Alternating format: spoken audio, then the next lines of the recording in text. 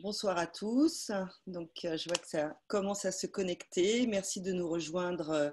Vous avez été très, très nombreux à vous inscrire sur ce webinaire. Donc, on constate l'intérêt de ce type de webinaire pour les métiers de la beauté. Donc, on vous remercie en tout cas de vous être inscrits très, très nombreux. On espère que vous allez pouvoir trouver des réponses à toutes vos questions.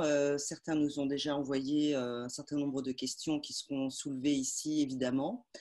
Donc, je voudrais juste attendre encore un tout petit peu que d'autres personnes se connectent. En termes d'informations pratiques, en bas de votre écran, vous devez avoir un bouton, en tout cas, qui s'appelle Q et R, hein, donc questions et réponses.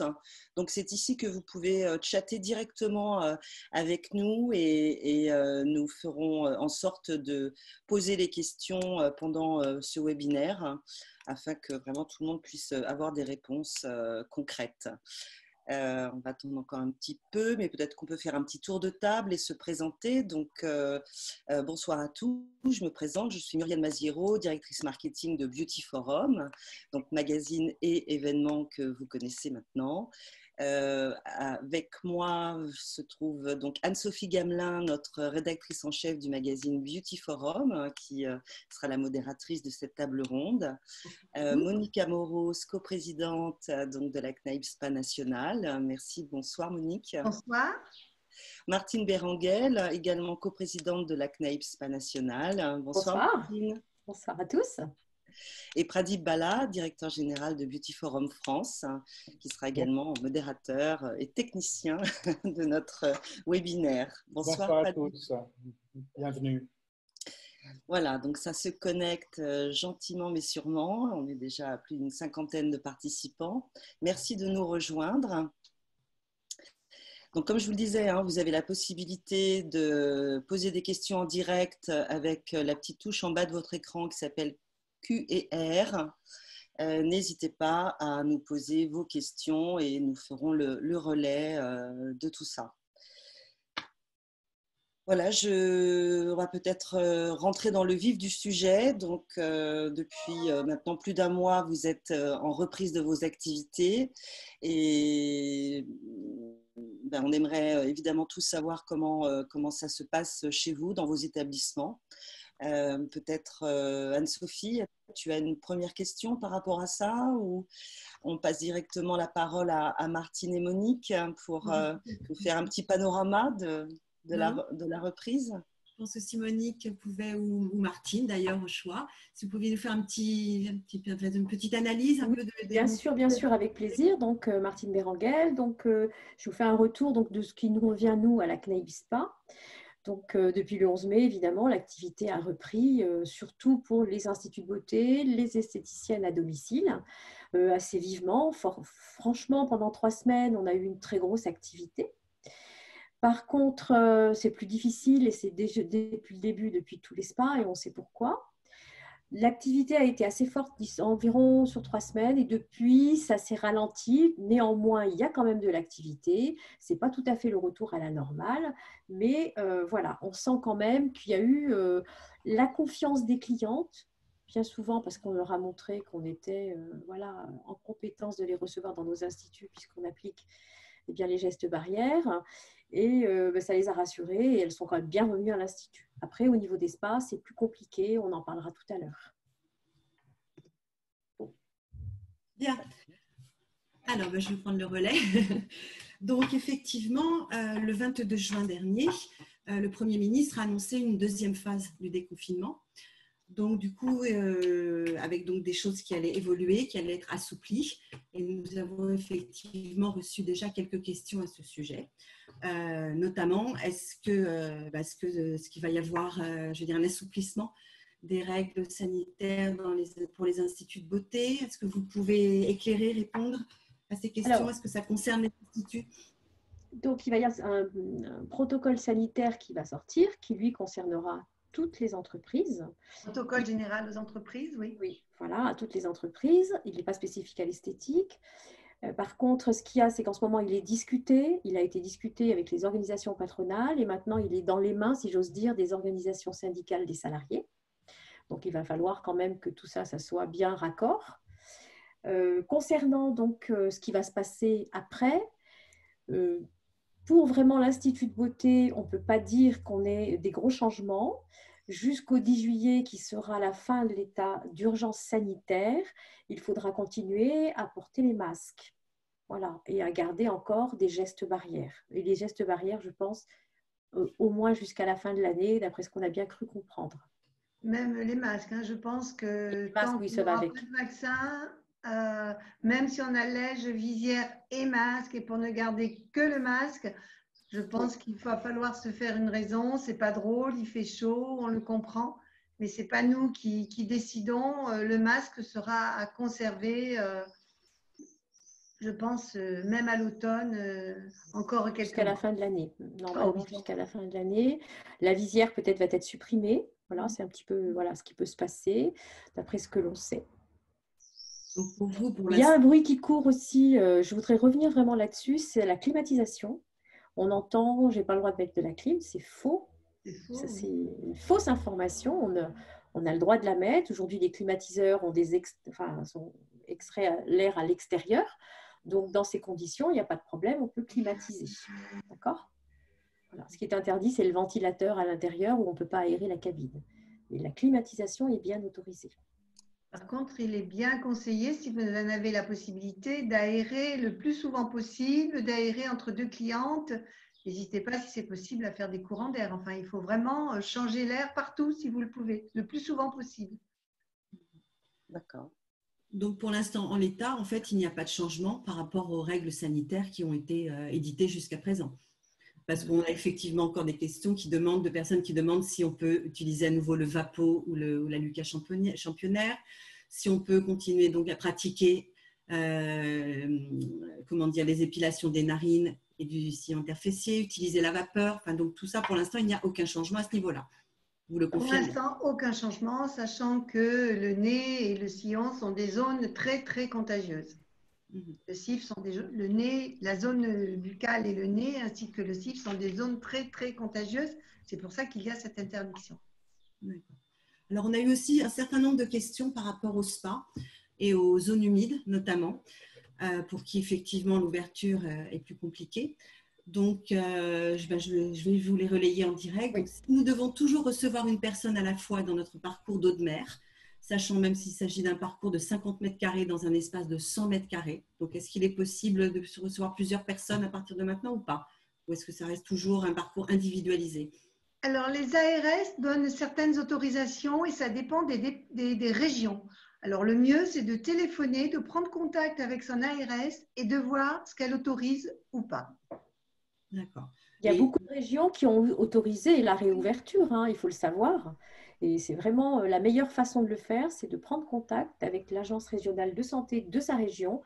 À ce moment-là, vous avez l'accord.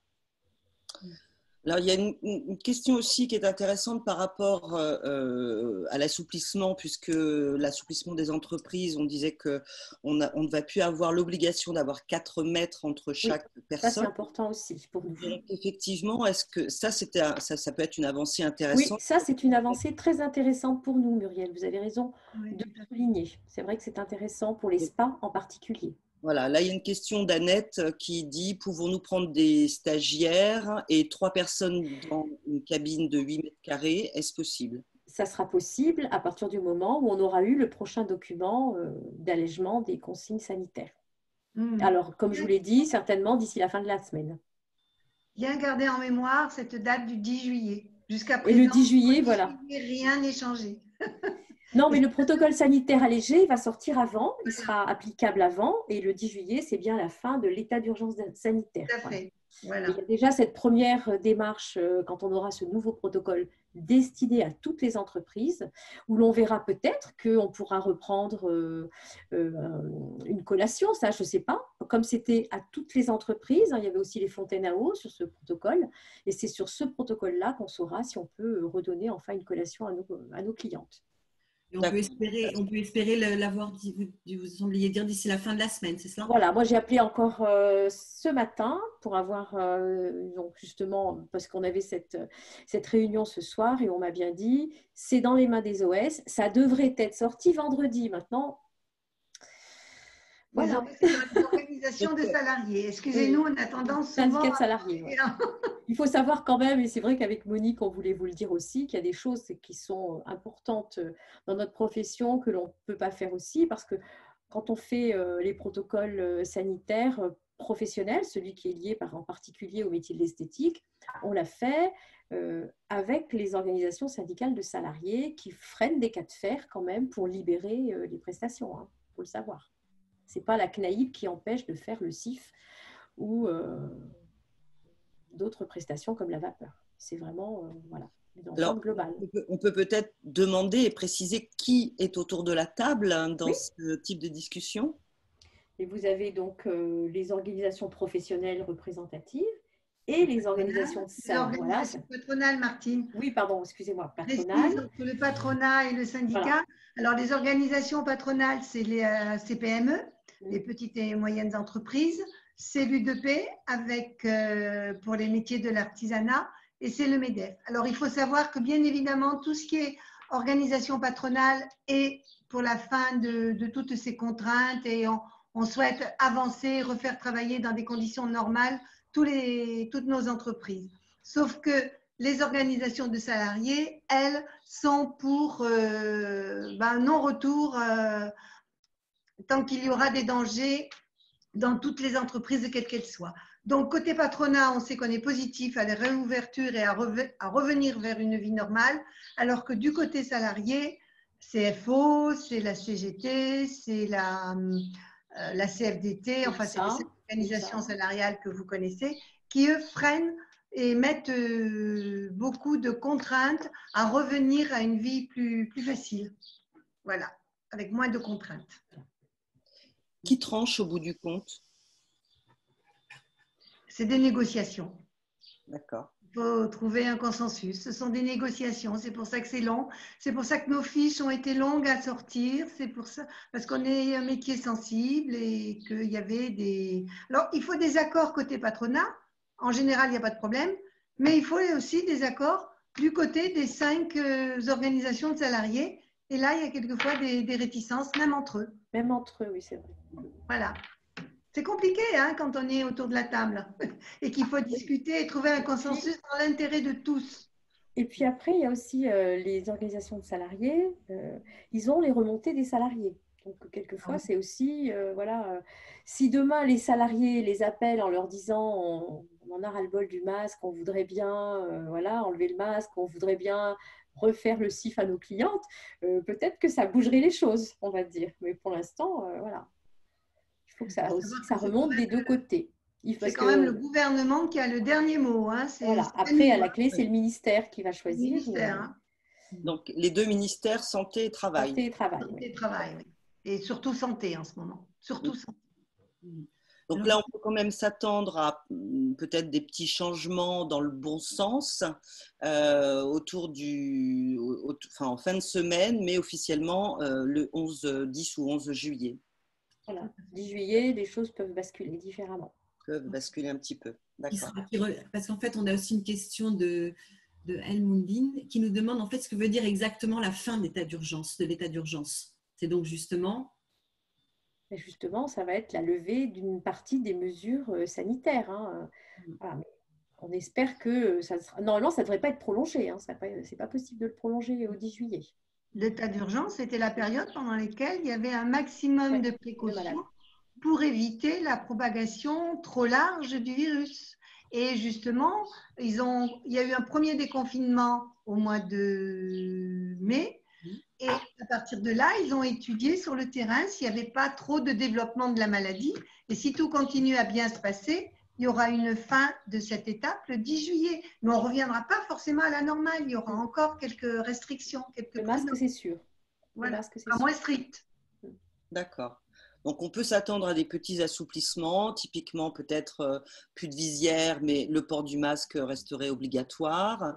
La possibilité d'avoir peut-être plus 2-3 personnes en cabine, Oui. il y aura une Des distanciation. stagiaires, donc pour répondre à Annette, Annette pourra avoir sa stagiaire avec elle dans sa cabine pour lui faire certainement un contrat d'apprentissage après.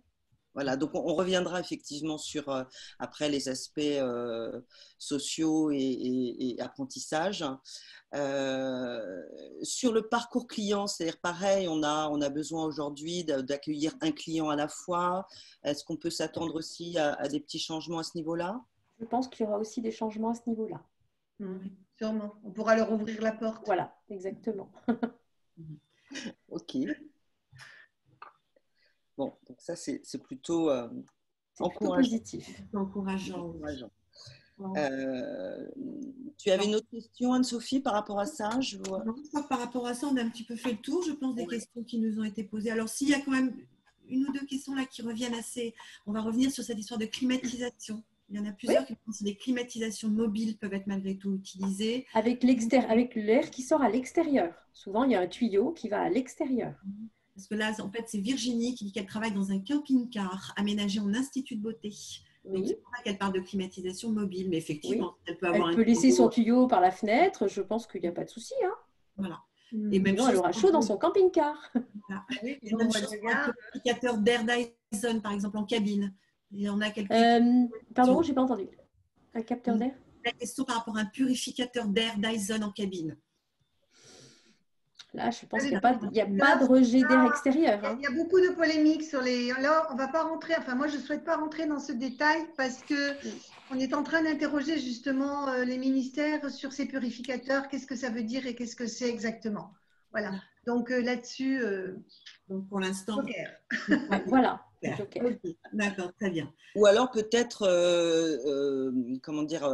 contacter l'ARS. Voilà, tout à fait. Hein, d'accord. Tout à fait. Oui, oui, c'est une excellente réponse. Oui, tout à fait. C'est vrai qu'on parle depuis tout à l'heure toujours du port du masque pour les praticiennes et pour les clientes. Qu'en est-il? Il faut aussi toujours leur imposer le port du masque. Pour l'instant, oui, bien sûr. Il y en a qui parfois sont un petit peu réticentes. Donc, il faut rester assez strict à ce niveau-là. Tout à fait. Pour l'instant, il faut garder le masque des deux côtés. D'accord, très bien. Bon, ben, je pense que là, on a fait un petit peu le tour de ce… Alors, on nous demande qu'est-ce que l'ARS? C'est l'Agence régionale de santé. J'ai vu passer un petit message. Voilà.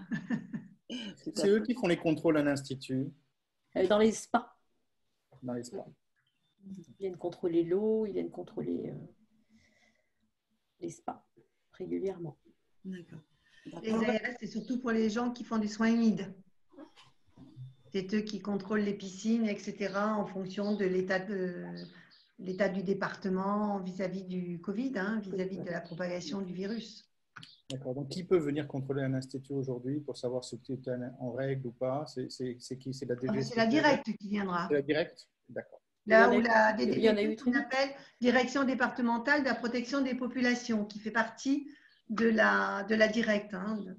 Il y en a eu dès le début d'ailleurs qui ont été contrôlés. Oui. Il y en a eu 7 instituts et salons de coiffure qui ont été fermés. Et donc là, une des questions de Stéphanie, c'est de savoir quels sont les risques en cas de contrôle et qu'est-ce qu'ils vérifient? Surtout les masques et les gels? Masques, gel, si vous avez du stock aussi en prévision, dans vos stocks, si vous en avez suffisamment en fait pour votre personnel, etc. Puis si vous appliquez les consignes, si les clientes ont le masque dans l'institut, si le personnel a ses masques, etc. Si vous ne respectez pas les consignes, le risque, c'est la fermeture immédiate et une amende. Ça s'est passé à Paris les premiers jours de l'ouverture. Ils ont fermé une dizaine de salons de coiffure et esthétique parce que ce n'était pas conforme. Oui.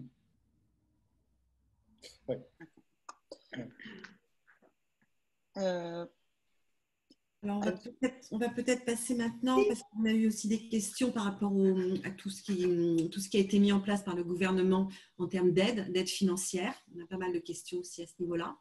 Est-ce que ces aides fiscales vont être conduites sous les mêmes conditions? Qu'est-ce qui a été modifié? Si vous pouvez peut-être nous écouter. Alors, les aides, le fonds de solidarité, puisque souvent on est interpellé là-dessus, pour les petites entreprises, il est jusqu'à fin mai inclus.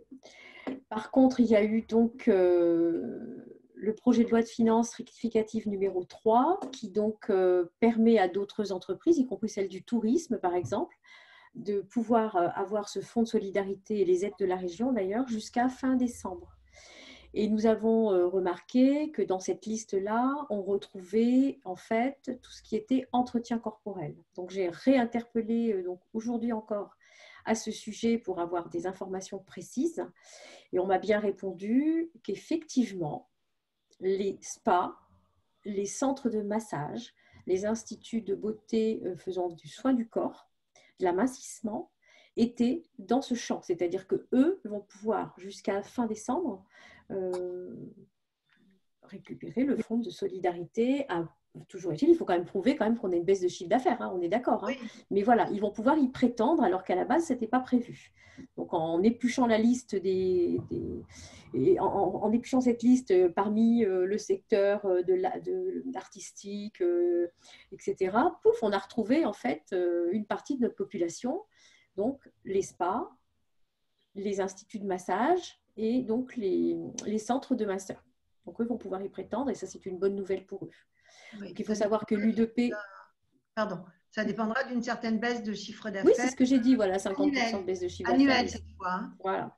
C'est ou 50% du chiffre d'affaires du même mois que l'année d'avant ou 80% du chiffre d'affaires de l'année. Donc là, ça reste encore à prouver.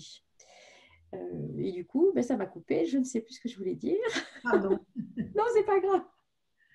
Je parlais des aides. Ouais. Il y avait aussi l'exonération des charges.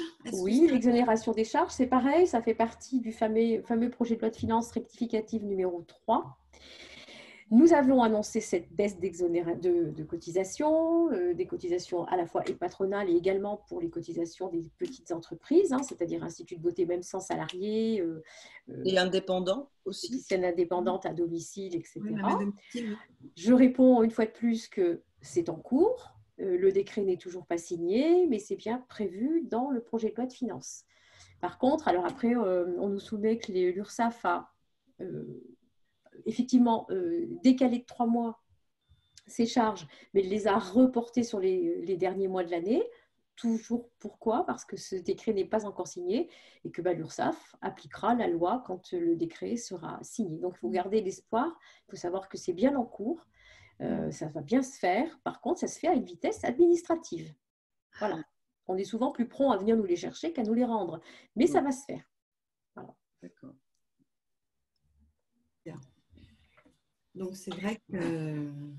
Alors, par contre, j'ai une information. J'ai eu aujourd'hui. Donc, l'U2P, donc, qui est bien sûr, enfin, la CNAIB est très proche de l'U2P, ça vous le savez. Donc, l'U2P nous a expliqué donc, qu'il a demandé un plan de soutien aux indépendants, spécifique aux indépendants. Et donc, le 30 juin, donc, c'est Bruno Le Maire qui va annoncer ce fameux plan de soutien aux indépendants. Donc là, je ne vous en dis pas plus parce que j'en sais pas plus. Toujours est-il qu'il vient des mesures qu'a souhaité mettre en place l'U2P par rapport aux remontées du terrain que nous avons, nous, à la fois à la CNAIB et même dans d'autres métiers autour de nous de l'artisanat. Pour l'instant, on n'en sait pas plus parce qu'il y a un droit de réserve qui est relatif aux prochaines élections municipales. C'est pour ça qu'il n'y a plus personne qui s'exprime et qu'on n'entend plus nos ministres. Voilà. On attend les élections municipales et donc dès le 30 juin, Bruno Le Maire s'exprimera en principe le 30 juin. Ça peut peut-être être le lendemain, hein, mais voilà. La question, c'est de savoir, ça sera tout de suite après les élections. Et là, on attend des bonnes nouvelles, en tout cas toutes les aides que l'on va pouvoir de nouveau utiliser pour compenser tous les coûts de nos mesures sociales pour toutes les TPE. Et le maintien du fonds de solidarité, même on l'a demandé également pour tout le monde, hein, pour toute notre population d'artisans. Pour l'instant, ce n'est pas le cas, ça s'arrête comme je vous l'ai dit tout à l'heure, fin mai, mais on a demandé aussi cette aide-là, qu'elle soit prolongée jusqu'à fin décembre. Donc on saura tout ça le 30 juin. Justement, qu'est-ce que vous avez comme retour du terrain des instituts avec qui vous êtes en lien? Sur le fonds de solidarité, vous voilà. dites? Non, d'un point de vue général, je veux dire, comment est-ce qu'elles s'en sortent par rapport à leur fréquentation, par rapport à leur trésorerie? Est-ce que vous avez des retours un petit peu en direct? Alors, oui, c'est difficile quand même. Hein. 2 mois de chiffre d'affaires ont manqué dans leurs instituts. Honnêtement, c'est pas simple. Je pense que entreprises fragiles sont encore plus fragilisées. Je pense qu'on s'attend dans les mois qui viennent à peut-être quelques arrêts d'entreprise. Mais ça sera comme dans toutes les professions. Il n'y aura pas que l'esthétique. Voilà. Après, vous avez beaucoup ont demandé le PGE, le prêt garanti par l'État. Là-dessus aussi, on a fait une demande à l'État, c'est que ce prêt ne soit pas remboursable en 5 ans, mais en 10 ans, pour pouvoir l'étaler le plus loin possible, et que le taux d'intérêt ne soit qu'à 1% pendant ces 10 ans-là. Donc, on aura aussi cette réponse le 30 juin. D'accord. Il y avait aussi une question quand on a préparé un petit peu cette réunion concernant les assurances, les assureurs, et vous m'avez fait part d'une réflexion intéressante, donc je vous laisse livrer l'information. Voilà, donc on avait déjà publié un peu cette information. Donc nous, accompagnés par l'U2P, qui est une vraie force pour nous, donc nos adhérents vont pouvoir être accompagnés donc, juridiquement, donc dans un processus qui va concerner à mener éventuellement des poursuites pour obtenir réparation des pertes d'exploitation. Voilà. Pour ceux qui auront des contrats aussi en bonne forme, c'est-à-dire que ce contrat ne doit pas exclure le risque d'épidémie et de pandémie. Et elles doivent être assurées sur la perte d'exploitation. Donc, nous avons demandé à toutes nos adhérentes de nous envoyer leur contrat d'assurance, à condition qu'ils répondent aux critères demandés. On en a eu beaucoup. On a fait un premier envoi à l'U2P et on attend donc la suite. Et on est assez optimiste. On verra s'il y a une action en justice. On essaiera de demander réparation. En tout cas, c'est notre but. Parce qu'on a tous bien entendu que les assureurs, les assurances n'étaient pas à la hauteur de la situation. En tout cas, pour certains restaurateurs peut-être, mais pour nos instituts qui ont beaucoup souffert, non, ni même pour nos esthéticiennes à domicile. Enfin, il faut que chacun se reconnaisse dans ce combat. C'est quand même aussi un combat que l'on a à mener qui est très important. Et pour ça, il faut être nombreux. Donc, voilà. Donc, je pense que la force de la CNAIB, jointe à la force de l'U2P, ça va donner quelque chose d'assez puissant et ça fera réfléchir les assureurs. Et peut-être qu'il n'y aura pas besoin d'aller jusqu'au procès, qu'on va trouver des arrangements avant. Voilà, on est là-dessus, c'est notre combat du moment. On espère ne pas arriver au procès, trouver des arrangements qui satisfassent au mieux tout le monde. Enfin, toutes celles qui sont garanties sur ce risque. Bon, en tout cas, ce qu'il faut retenir, c'est qu'effectivement, si vous êtes dans ce cas-là, vous pouvez vous adresser à la CNAIB si vous êtes adhérente, donc peut-être tout l'intérêt d'adhérer à une confédération. Et le juriste de l'U2P va gérer, en tout cas, tout à fait. Et il n'y aura aucun frais à payer, il n'y aura pas frais d'avocat. Ce sera tout géré par... Donc, voilà. C'est aussi ça d'être adhérent à une fédération puissante comme la CNAIB SPA. C'est vrai. Merci Muriel. Et pour les informations, donc on retrouve sur votre site ou sur votre page Facebook aussi. Oui, tout à fait. Vous pouvez aller sur notre page Facebook, elle est accessible à tous. On y met très régulièrement des informations. Et puis sur notre site internet également, vous avez une partie qui est accessible aux non-adhérents. Oui, sur lesquelles on récapitule toutes les newsletters qu'on a envoyées à nos adhérentes sur les mesures, sur les aides, etc. On a mis à jour, tout comme sur la page Facebook, et cette partie-là est accessible aux non-adhérents. D'accord. Il y a une question de Christine Hannequin qui nous dit est-ce que je peux quand même bénéficier des aides du Fonds de solidarité sur les mois à venir?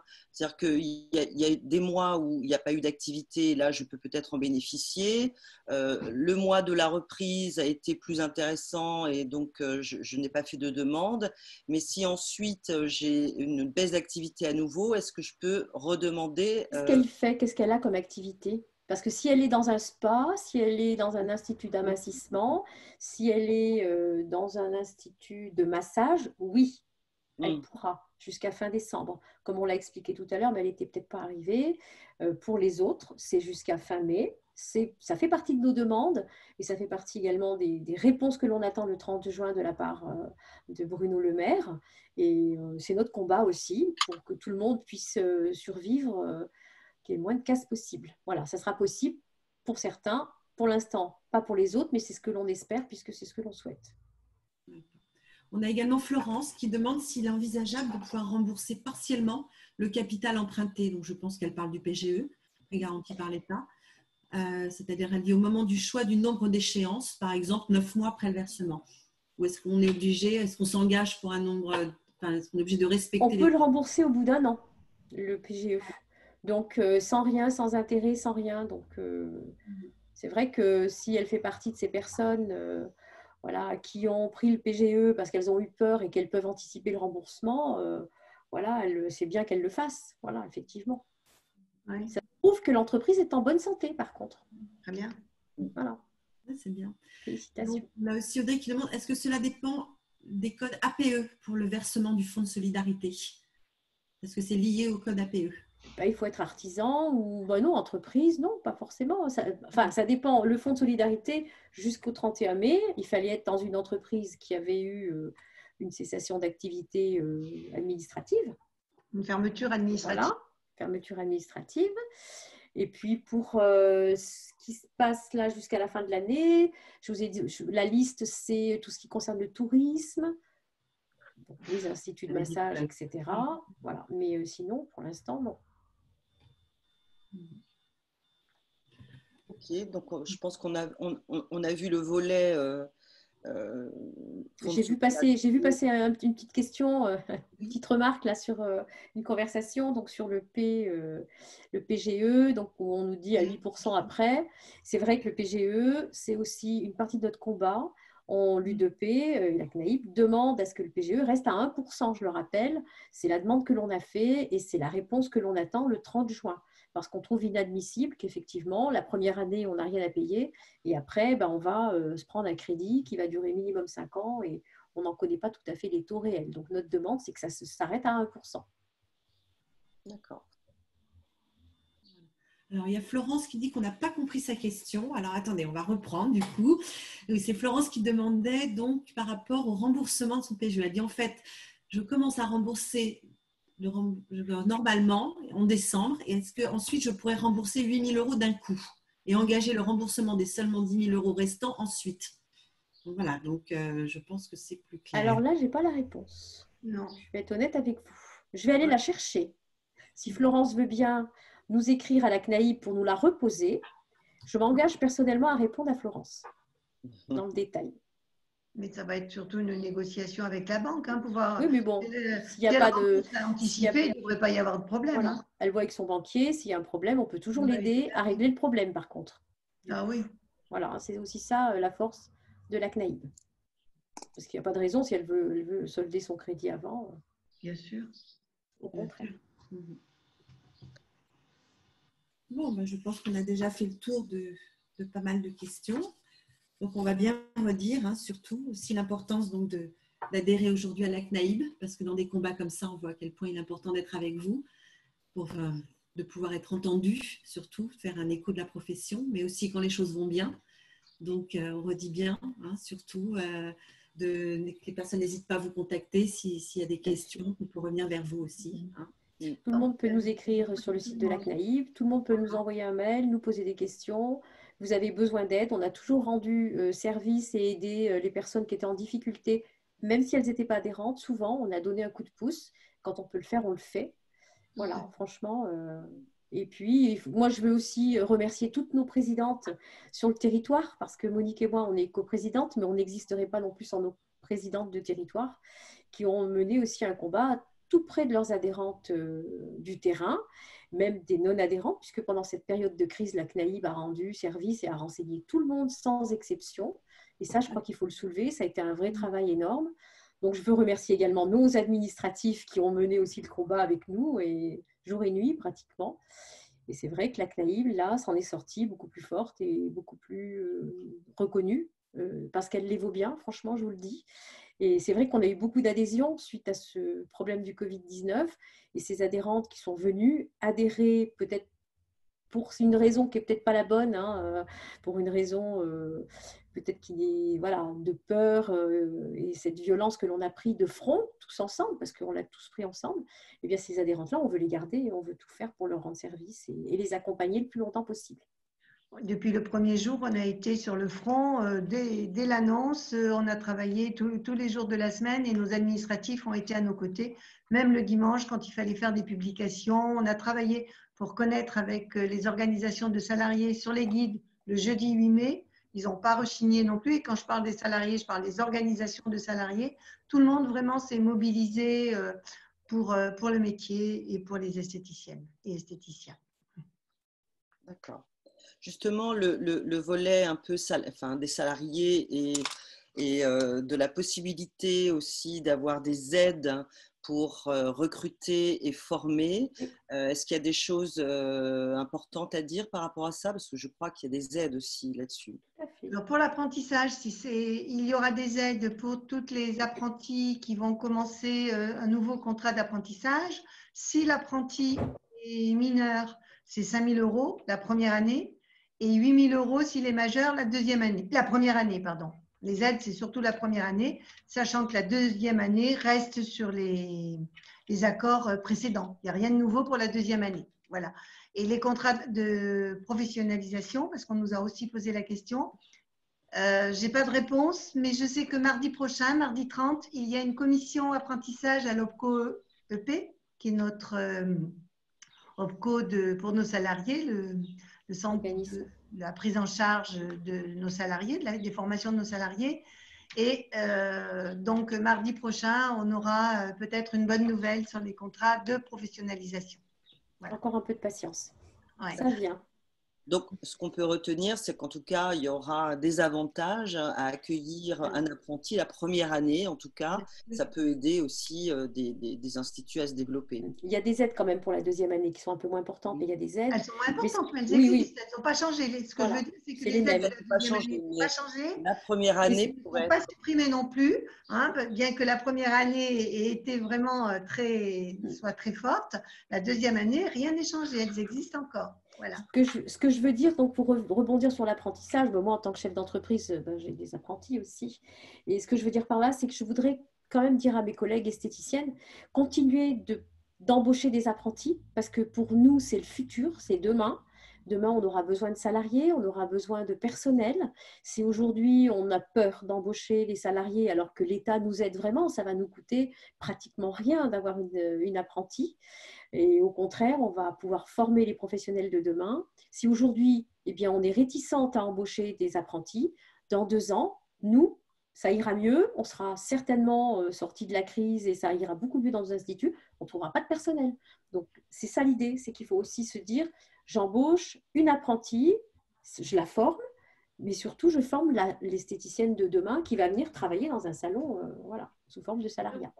N'oubliez pas que dans votre ville ou votre département, il y a un CFA où il n'y a pas, ça peut arriver, de section esthétique. Aujourd'hui, les centres de formation privés, les écoles privées peuvent se faire habiliter pour des contrats d'apprentissage, pour l'apprentissage. Donc, renseignez-vous tant dans les CFA que vous connaissez et dans certaines écoles privées qui ont la possibilité d'être habilitées pour faire de l'apprentissage. D'accord. Vous avez aujourd'hui les 2 solutions. Donc, il faut anticiper l'avenir quand même. Eh bien, c'est très important, carrément. Carrément. Ouais. C'est essentiel. C'est notre futur. On nous demande aussi de revenir, pour certains qui n'ont pas tout bien entendu, quand même sur les interdictions, encore sur certains soins. On peut faire un récapitulatif. Donc, c'est l'épilation cif, c'est le nez, c'est bien ça? Oui, mais rien n'est changé pour l'instant. Voilà, le temps d'attente. Je pense que tout le monde, on a encore des questions là-dessus qui arrivent. Oui. Et aussi sur le temps d'attente des clientes. 15 minutes. Maud qui nous dit 15 minutes, ça me fait perdre beaucoup de chiffre d'affaires, mais qu'est-ce que vous recommandez? Ça va être levé, ça, je pense, avec le prochain protocole. Voilà, jusqu'au 10 juillet, rien n'est changé. Enfin, jusqu'au prochain protocole, rien n'est changé.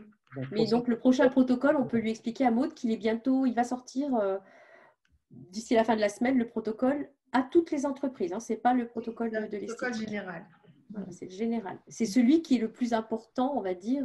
C'est celui qui donne le ton. Voilà, il donne le ton. Voilà, il prime sur tous les autres. Voilà, c'est très important. C'est celui qui fait la base. C'est là-dessus qu'on verra, je vous ai dit, la collation, tout ça, et les fontaines à eau aussi, également. D'accord, très bien. Bien, écoutez, question? J'avais une dernière question en termes de formation pour les gérants, pour les chefs d'entreprise. Est-ce qu'il y a, il me semble qu'il y a eu des choses aussi qui ont un petit peu évolué par les OPCO et les OPCALIA. Donc, sur le e-learning notamment, il y a des FAF, vous voulez parler du FAF, FAF-CEA? Oui. Voilà, oui, il y a effectivement actuellement la possibilité de faire des formations à distance pour tout ce qui est transversal. Donc, voilà. Et puis également pour les salariés avec les OPCO, je crois qu'il y a eu des accords. Oui, tout à fait. Il y a Il eu faut des également accords avoir pour prendre en charge formations. certaines formations qu'on peut faire à distance. Alors, pas du massage, mais comme le disait Martine, tout ce qui est transversal, tout ce qui est théorique. Voilà. Ça peut être une aide pour le retour au moment du déconfinement. J'ai plus les titres en tête, mais c'est des formations théoriques. Le massage, bien évidemment, on ne peut pas l'apprendre à travers une vidéo. C'est difficile. Ouais, bien sûr. Ça doit pouvoir se faire, mais c'est difficile pour une débutante. Mais voilà, pour ceux celles qui avaient envie peut-être d'accéder à des formations en e-learning, il y a des prises en charge qui ont été prolongées. Oui, elles sont prolongées. Et je pense qu'elles resteront pour certaines. Donc, ça peut être intéressant de prendre aussi un moment pour penser à Tout à ce fait. Après, la difficulté de la formation à distance, c'est que on ne peut pas concevoir une formation qui dure 7 heures sur la distance. Il faut qu'elle soit forcément de 3 heures maximum ou 4 heures maximum. Donc, elle doit se faire en plusieurs jours. Oui. Voilà. Pour avoir une vraie attention, etc. Je profite encore de ce moment avec vous et surtout à tous les participants pour vous dire que vous pouvez aussi retrouver les bureaux de la CNAIB sur nos événements et notamment au second semestre. Beauty Forum sera à Cannes le 20 septembre pour un événement qui s'appelle le Beauty Business Day où la CNAIB est partenaire et le bureau donc, de la CNAIB 06 sera présent à nos côtés. Donc si vous avez aussi des questions, si vous êtes dans cette région, n'hésitez pas à venir les rencontrer. C'est aussi une journée qui est faite, une journée professionnelle qui est faite pour ça, pour échanger, pour se rencontrer. Donc à Cannes le 20 septembre à l'hôtel Montfleury et le 25 octobre à Toulouse avec le bureau de la CNAIB 31 qui sera également à nos côtés, donc à l'hôtel Radisson Blu. Donc, et les coprésidentes seront là aussi, Muriel. Oui, tout à fait. On sera ravis en tout cas d'avoir. On veut bien à Toulouse. Et les coprésidentes, tout à fait. C'est l'info que vous pouvez retrouver sur le site de Beauty Forum, mais aussi de la CNAIB qui relaie ces événements. Voilà, j'ai fait ma petite minute de pub. Oui, c'est super. Ça y faire. En tout cas, merci de nous avoir éclairés. Si vous avez d'autres questions, là je m'adresse aux participants, n'hésitez pas, puisqu'on a encore environ une 70 à être présents.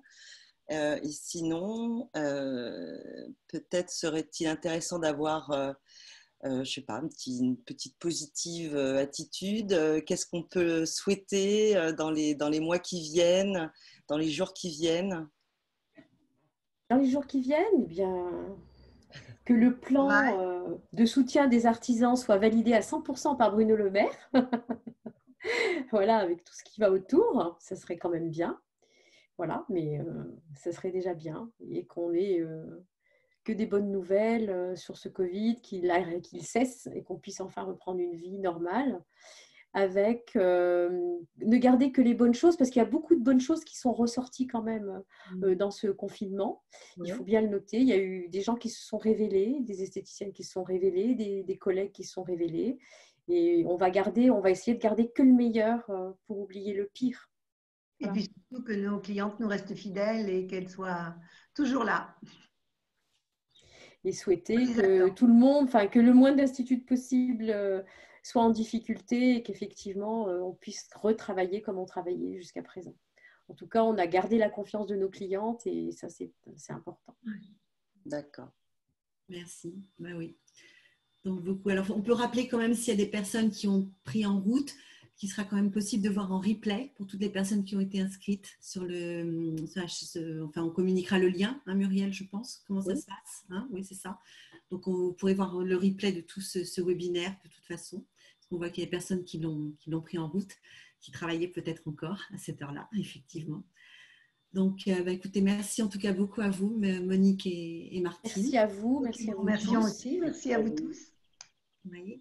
C'est un bon moment à partager et on reviendra avec plaisir dès qu'on aura de l'information à transmettre. Ah oui, bien sûr. En tout cas, nous, notre plateforme vous est grande ouverte. Hein, voilà. Et je veux redire aux personnes qui sont là encore, si elles veulent vraiment des informations ou des conseils, elles peuvent toujours nous écrire. Il n'y a pas de problème sur notre page, notre mail. De toute façon, là, pour tous les inscrits, ils vont recevoir un mail et on remettra les différents contacts et les différents sites web utiles pour rester en contact dans cette période encore très importante pour l'ensemble des artisans. Tout à fait. Oui, il y a encore besoin de soutien, là, je pense. Ah oui, oui, oui. C'est pas terminé.